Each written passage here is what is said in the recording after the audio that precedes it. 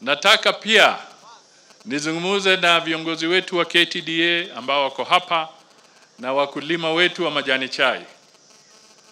Ukweli wa mambo ni kwamba bonus yetu katika eneo hii Mudete Tea Factory tulikuwa tunapata bonus, na mimi ni mkulima wa majani chai.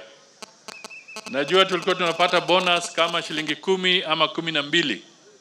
Na sehemu zingine ambazo wanakuza majani walikuwa wanapata karibu shilingi 40 bonus kwa kilo ya majani chai.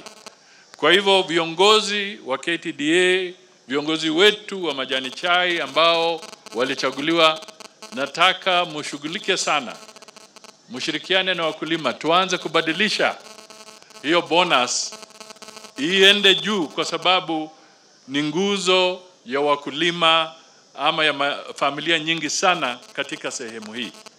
Katika sehemu za Mumias na kwingine nguzo yao ni miwa, na sehemu hii nguzo yetu ni majani chai. Kwa hivyo ni lazima wale wanahusika wajue kwamba tuna juhudi ya kuhakikisha kwamba mazao yetu yanatoa mapato ambayo ni ya maana kwa wakulima wetu wa majani chai.